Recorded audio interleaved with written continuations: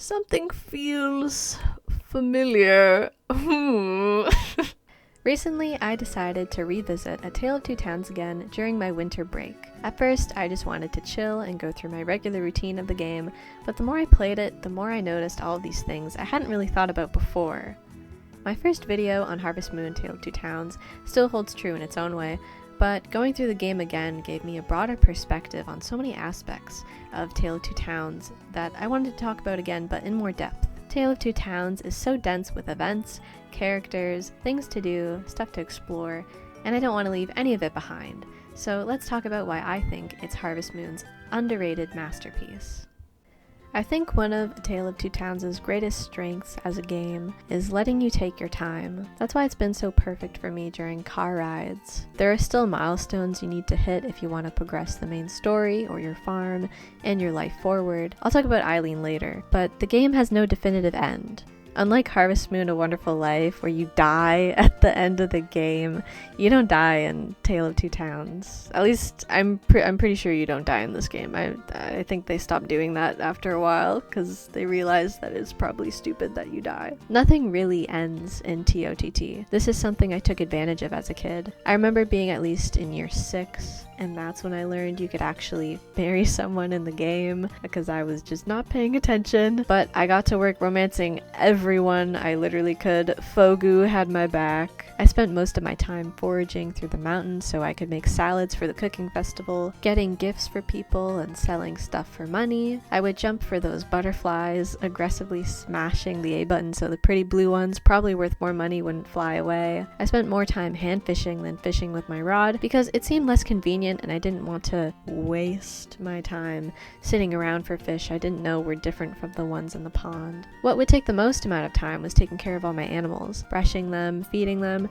taking them all outside, milking my cows, shearing my sheep, grabbing all the eggs, and of course, I would have to water and harvest my crops. But because of the beautiful season changes, songs ingrained in my brain, the sound of my horse's hooves hitting the ground, the animals and bugs that inhabit the forest, the waterfall, the harvest goddess's pond, and the peak of the mountain where you can look out to the rest of the world you'll never get to experience in the game, but is nonetheless still there.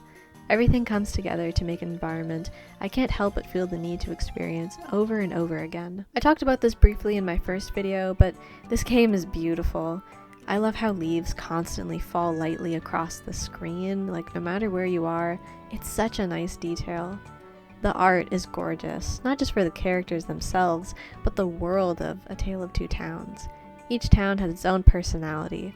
Bluebell is the perfect little town to me. It has a town square with the cutest statue we can only dream of having in real life. Howard's Cafe is so wonderful, the tiny steps leading up to Cam's flower shop and outdoor tables under cobblestone pathways surrounded by pretty flowers. Such a lovely, lovely, beautiful sight.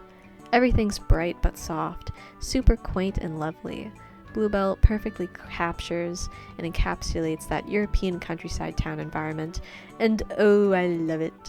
It's so gorgeous, and I love the balance between the nature and man-made structures of Bluebell, especially around the church where there's way more beautiful little nature landmarks like the entrance to the tunnel and the hangout spot near your farm entrance.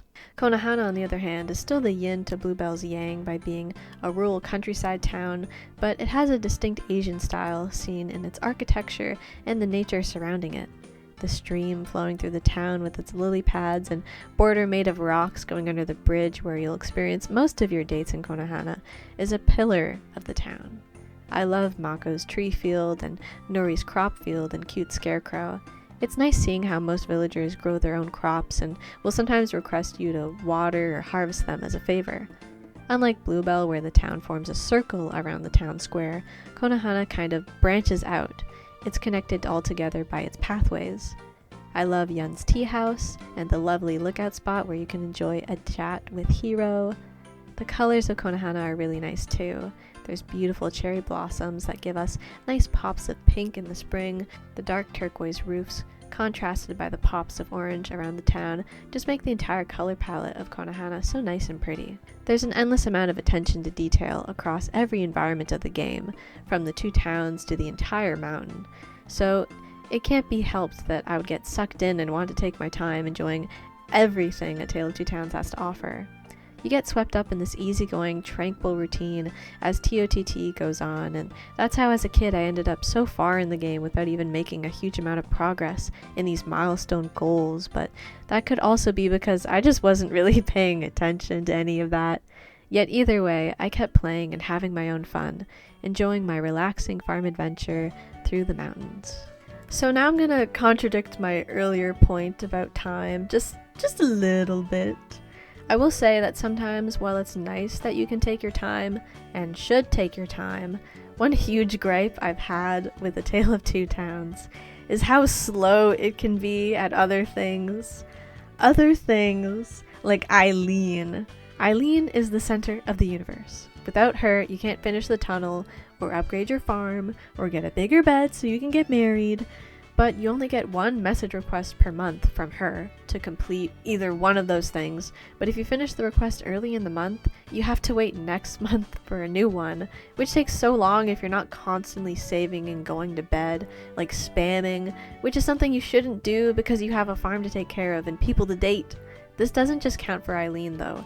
The same thing goes for Shang, Ruker, Howard, and Yun, Nori or the Oracle's message request for tool upgrades, clothing, kitchen upgrades, and other doodads like the Master Rod and Skateboard.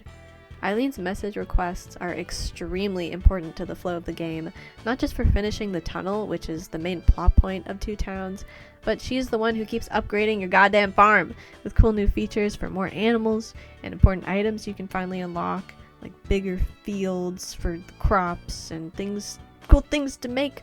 But god damn it, waiting every month for only one upgrade is just torture, Eileen. What the heck? This is how it goes. As soon as a new month starts, the first thing I'll do is get the request, get everything I need that I already have because I like stocking up on things.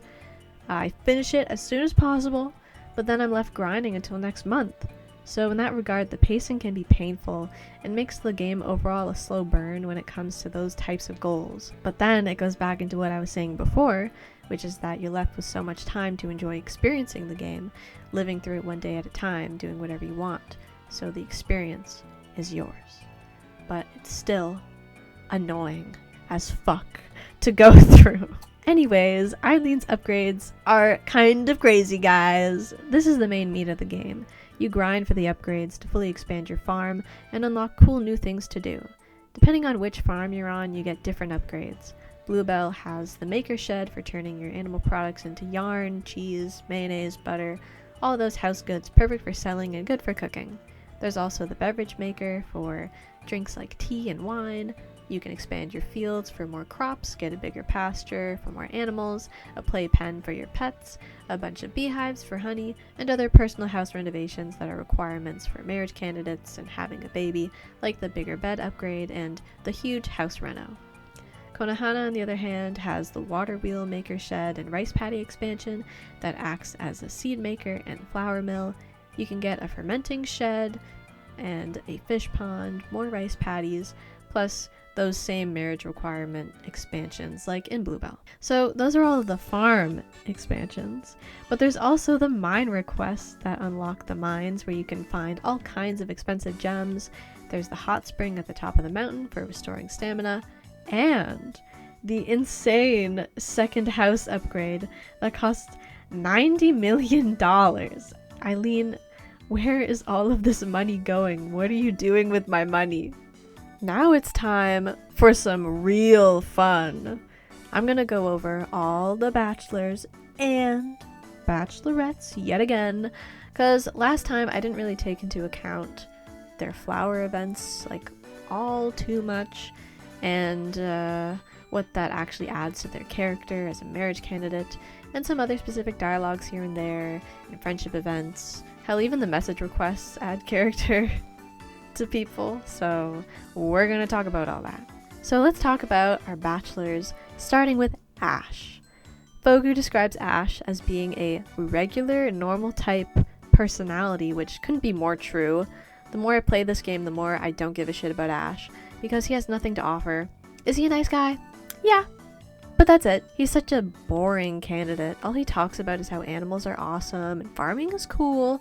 And of course, there's Cheryl, not Cheerly. It is such an immediate turn off that all of his flower events, you know, the romantic part of the game, it all has to do with his freaking sister watching you and spying on you. What the fuck? She's just jealous that you and Ash spend time together because she wants to spend all of her time with Ash. And it's just so confusing to me that this is supposed to be like a part of his romantic flower events. Like, get a life, Cheryl. What the heck is going on? I mean, the main focus of these events actually has to do with like talking about freaking animals and how you're so good with animals, and this one sheep named Snow or Snowy or something, and you help the animals. But Cheryl is just always there in the corner watching you in anger, and then at the end she throws hands. She like beats you up. What a bitch. Cheryl is incredibly unlikable because her whole character is being an annoying brat in these flower events, which really kills the mood of me trying to spend time with my farmer boyfriend. And yet in my first save file, I married him anyway. We all make mistakes. I'm sorry, you guys. Okay, so tonal whiplash. Now we're going to talk about the best Harvest Moon bachelor in existence. Cam. Oh, it's Cam. Give it up for Cam, everybody. Yay. Cam and I, we have a history.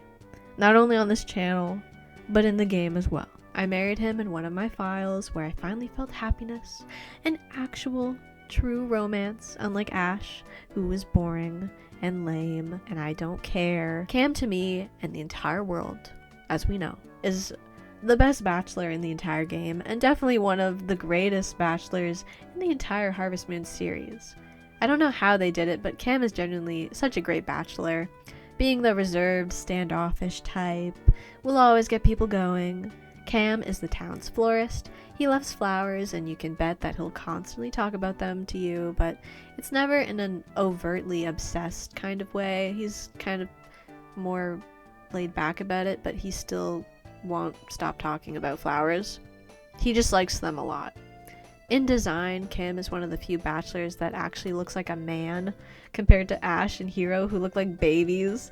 They have baby faces, and I think the eyes add to that too, but Cam is not cursed by this. I can take him seriously. Thankfully, his flower events aren't bogged down by an annoying little sister stalking you like a freaking creep. His events are about flowers, and I'm starting to notice a trend. Quick sidestep, but one thing kind of funny about every single bachelor / bachelorette is that basically all of their personalities are shaped around one thing they're super passionate about, which isn't like the best way of writing a character, but they constantly talk about like either their job or just something that they really love. Georgia and Kana are horse girls, we know this. All of their events center around their love of horses. Ash is obsessed with animals. Cam and Reina are obsessed with flowers and plants. Hero is obsessed with cooking and being a doctor's apprentice. Lainey is obsessed with baking. It's just so funny to me. Like, why? It would be nice if everyone's flower events were more fleshed out and didn't constantly revolve around one trait, but there's some light at the end of the tunnel in other interactions and events. Anyways, back to Cam.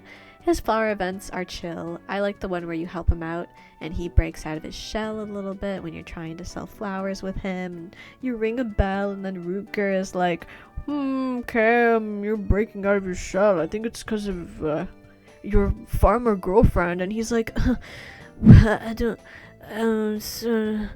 and you're like, oh my god, Cam, I love you. Yeah, you guys get it. Cam to me is more romantic than other bachelors. Like, he really commits to dropping hints, especially when you reach full flowers with him and you get that blush icon. Like, we made it, we did it. Cam loves us. Cam is more interesting compared to other characters from his dynamic in Howard and Lainey's household. He's not related to them. We learn from message requests that he's staying in their house and has his own opinions on Lainey and Howard, like how he calls him weird. Okay, rude Cam. That's kind of rude. Don't diss Howard. But it's an interesting choice to have him live with people he's not related to, and you learn that through different hints and subtleties. I like that detail. It's really nice. Alright, you guys. I have a big announcement. I finally did it.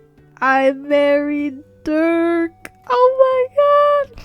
It took several gifts, too many dates that wouldn't happen because it either rained or was a festival day, but I finally did it. I went on 50 dates with Dirk, gave him those 80 gifts, all for him to be my messenger boy husband. So Dirk as a bachelor is interesting because he was in Harvest Moon Grand Bazaar, and now he's here. Very cool. Very nice. This fate will soon affect Cam going forward. Dirk is just a happy, chill guy. He's nice in a way that isn't boring like Ash, because he's got more to him as a character. He is allegedly less mischievous in this entry compared to Grand Bazaar, according to Fogu, and I've also never played Grand Bazaar, so I can't really say anything. But I think he's still got that kind of spirit in him. But yeah, he's definitely cheery, funny, an all-around good guy. I'm so happy I finally married him. I've wanted to do this for so long, and I did it. We will rule this nation. Now the only issue I have with Dirk is that since I haven't played Grand Bazaar like I mentioned before, I feel like I'm probably missing out on some context with him. It's frustrating that he doesn't have any flower events here either, and not every date with him is going to be a banger. Talk about the weather again, Dirk, I dare you. So in terms of romance, Dirk's got some charm, don't get me wrong, but I can't deny that the process of trying to marry him was very low-key and kind of dull as a challenge when you get the same dialogue over and over again during dates sometimes. But then you get that one romantic interaction, and it makes it all worth it. If you love Dirk, say it out loud. Say it yell it to the ends of the earth. Yell it from the rafters. Declare your love for Dirk. Say you love Dirk in the comments if you love Dirk. Yeah. On to Mikhail. It's Mikhail, I have learned, not Mikhail. I'm sorry, guys. I mispronounced his name in my first video. I said Mikhail, but it's actually Mikhail, like Mick and Kyle together, apparently. And if I'm saying it wrong again, I'm not, because I looked it up on Google, and Google told me it was Mikhail. Anyways, Mikhail is still super boring to me. I don't really care about his deal, especially after the whole name thing. Me getting it wrong. But I don't know, he still looks like an old man when he walks around, and his stupid lines where he's like, your voice has a beautiful tone today, or like, the babbling brook, the forest air, oh, it's so beautiful here, oh my god. It's like, I don't care, I don't buy it. No one talks like that. He's trying too hard, so he gets a hard pass from me and his violin skills that allow him to play several other instruments you can hear on stage at the music festival. It's not impressive. It's not impressive, Mikhail. Come on, man. Mikhail's flower events all have to do with music and his violin, but there's some family backstory sprinkled in. I guess if you like more quiet, mature, soft, quote-unquote, guys, then Mikhail's definitely for you, but I always forget he exists since he's gone the entire month of summer. A decision I don't understand, but kind of like, since it oddly adds more info on him as a character. He's very connected with nature. Him and Cam would probably get along. The sounds of nature inspire him to make music, and nature is his favorite stage. Maybe in the future I'll go after Mikhail, but even during my playthrough now I still neglected him, so I wouldn't count on it. Hero still looks like a baby boy. I think it's because his hair looks like a bowl cut. It's not, but he has like 5-year-old boy hair. But anyways, I've never considered marrying Hero in any of my playthroughs ever since I was a kid, because I hated him as a kid. I don't anymore, but I really did when I was 12. But I still always did his flower events anyway. I like how you have to stay up super late for his green flower event. I like Hero's love of cooking in his first 2 flower events. He still talks about being a doctor, and then there's that health jump scare event at the end, but it's not his only focus, unlike most characters, and his love of cooking is cute. I like how happy he gets when you give him gratin, and I like his jealousy reaction. I just think it's so funny. His little like sprite icon where he's like, It's so funny. After listing all these things, I'm realizing that I kind of like Hero. I've already married Ash, Cam, Kana, and now Dirk, so maybe in the future I'll marry him next, because why not? I think it's just a design that's always made me pass him up, because, come on, the baby face here is real. Kana is the horse girl of our dreams. He's a cool guy, but man oh man, will he not shut the fuck up about Hayate and how much he loves horses, just like Georgia. They are two sides of the same coin. I honestly still don't have much to say about Kana, even though I married him in the past, but he is a cool guy despite his horse addiction. His flower events all center around Hayate, but his dad gets in the mix for a couple of them, like his yellow flower event. That one's nice. Kana needs to make a choice after getting a letter from his dad. His dad has found a super cool, rare horse that can only live in his town back home, so Kana must choose between leaving town for dad or staying in Konohana for you. Even if you tell him to leave, Kana will still stay, but when you tell him to follow his heart, he will stay in town for a certain special someone. I wonder who that could be. Okay, now it's time for the bachelorettes. Now, the only bachelorette I've actually married in-game was Reina. As a kid, okay, I know that this is gonna sound horrible and awful and really cringy, but I must explain this because I think it's funny now in retrospect. So, as an individual, I am straight, but I thought that because I was playing as a boy in the game, and I was marrying a girl, but I wasn't actually a boy in real life, and I don't actually like girls romantically in real life. I remember asking my mom in the car if it was okay to marry Reina, and she was like, yeah, I don't care, whatever. As a child, I don't know, it felt like I was lying somehow. It's like I was asking permission to marry a girl who doesn't exist, because it felt like lying to me. But I was a child, so it's funny, and I didn't know, I didn't know. So let's start with Reina then. Reina is the yin to Cam's yang. They're very similar to each other, both quiet and deeply passionate about nature, flowers, and plants. Reina is a botanist after all. She does get embarrassed, especially during that one rock message request, where she doesn't want to ask for help, but she swallows her pride. She's a bit of a tsundere. Oh, that point still stands from my first video, but all in all, Reina's just cool. I still love her design, her hair, her outfit, her color palette, her emotes. Everything about Reina is great. I also love her house and all the weird plants she has, especially the tree growing through her house and the carnivorous plants that she has. I love them. When it comes to her flower events, I think they're pretty cute. I like how she gets so invested in a plant when you're supposed to be on a date, and from there, that plant becomes a through line of her flower events and how she rehabilitates it. Her last event is sweet too, how she asks why you hang out with her when she's usually alone from her botany work, and then at the end she bumps into a tree and calls you dumb.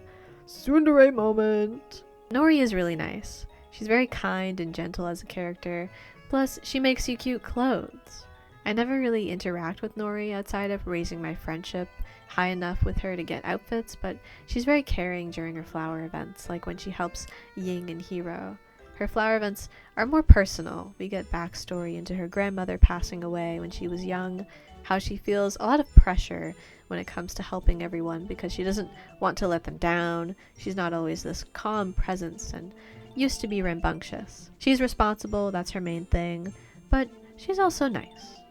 Nori's cool. Georgia is our resident horse girl with a country accent that she is very self-conscious about. There's nothing to write home about when it comes to Georgia. She asks you about your farm in the same way Ash does, which is boring. She loves horses, just like Kana. Unoriginal. She even has a rivalry with Kana over who has the cutest horse. I think Georgia's flower events are all over the place. First, she asks you about farm work, and if it's hard, who cares? Then she shows you her horse and threatens you if you don't say it's cute. And if you say that you don't care about the horse, her horse beats you up. It's crazy. After she gets vulnerable about her country accent, which just kind of feels like it comes out of nowhere, considering there's no voice acting. I didn't know she had an accent. So, okay. And then she cooks you a jelly donut and you have to pretend that it tastes good, but it doesn't. But when Georgia eats it, she's like, oh, this sucks, but I appreciate you lying. Like, what the heck is going on? After looking over the Fogu documents, Georgia might be my least favorite bachelorette of the game, alongside Alyssa, who is actually my least favorite, who I'll talk about soon, but she's just really plain like Ash. And the last thing you want to be is Ash. Step up your game, Georgia. You can be a better horse girl. Now, Lainey, on the other hand, is so endearingly sweet. I love Lainey. I still want that red cardigan and I'd taste her sweets because I know that she's good at it, unlike some people. I wasn't expecting to be a Georgia hater, but I'm becoming one while making this video. Lainey lives with her dad, Howard, and guest Cam and Bluebell. An interesting dynamic indeed, as mentioned before. Her rival romance is in fact with Cam, which is something I'll get into more detail later, so put a pin in that too. But they have a cute relationship, especially in that one event you can trigger between them. She loves baking, as we know, cooking up the sweets and all that. She's super nice and lovely. Giving her gifts is the easiest thing in the world because she loves mint and other forest flowers. She makes you sweets during her flower events and it actually tastes good. She tells you about Bluebell's history and its cute statue. She shares her dream of sharing her sweets with people all around the world who will visit Howard's Cafe, and she even misses work for you, even though it's her day off. It's true love. You get to help her out at work, though, and Howard wants you to be her husband. Oh, Howard, you tease. Much love to Lainey. We'll definitely marry her in one of my files. She is one of my faves. I'll get around to it at some point. Now it's time for Alyssa. I don't even know why anyone would want to marry her, because you have to find the 6 wonderful stones to even get the chance to tie the knot. And you also can't have kids with her because she's a priestess. And her marriage requirements are even more tedious than Dirk's. You have to get this bitch 150 gifts and go on 100 dates. She has 0 flower events. What's the point? I do not care about Alyssa. All she talks about is the harvest goddess, and I would not want to date someone who talks about the equivalent of Jesus all day, so hard pass on Alyssa, I'm sorry. Lastly, we have the Oracle, also known as Ulissa / Alyssa for some reason. I don't know anymore. This is like Yanny or Laurel at this freaking point. She's another character who definitely acts like a child at times and has a baby face, but she's an interesting character to say the least. She's an alchemist who will make potions for you mainly for help in the mines, but there's some fun potions mixed in too, like getting animals to follow you. She loves alpaca wool, which has always stuck with me, and she's got a cute design. I mean, that hair is iconic. I like how you first meet her at night in the middle of the woods. Like, it's so weird. She just appears, and from then on you can see her in her incredible house. I love her room. The atmosphere is perfect for a cute alchemist. In her flower events, you mainly act as either her assistant or guinea pig. In her last event, you go on a date at Howard's Cafe, taking her out into the real world. Human populace. Human civilization. Now, one thing I'm starting to notice and realize with the Oracle is that she's like that awful anime stereotype where it's like someone who looks 10 but they're somehow 1,000 years old, and I don't like that kind of thing. Most people don't because it's weird and sucks, but I say this because Lainey in the flower event talks to the Oracle like she's younger than her. So like, why? She's weird as a bachelorette, you know what I'm saying? I think she should just be some character in the background instead of a romanceable NPC, because it just comes off as weird, and I don't see her that way. I think it just works better and makes more sense if she just like helps you out, because I definitely see her more as like a helping hand, and I would not like, I don't get it. I don't get it's like the Luna in Animal Parade all over again. Some Harvest Moon games have rival romances between bachelors and bachelorettes. They've generally phased that out completely at this point, I think, but there are always NPCs that are hinted at being tied together in some way. In this game, the rival romances are Ash and Georgia, the most boring couple in the world, Lainey and Cam. I can see the vision with this one, I see it. Nori and Hiro, the most polite couple ever, and Reina and Kana.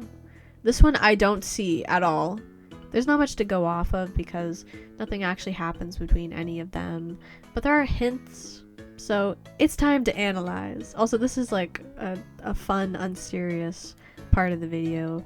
These aren't like canon things, but they're like hinted at, like I said before. So at the romantic Starry Night Festival in Bluebell, Ash will go with Georgia and Lainey will go with Cam. It still bothers me that Konohana doesn't have an equivalent festival to the Starry Night Festival. It just makes no sense to me, but we have random events to go off of instead. For Bluebell folks, there's an event between Cam and Lainey where she's by herself when Cam finds her.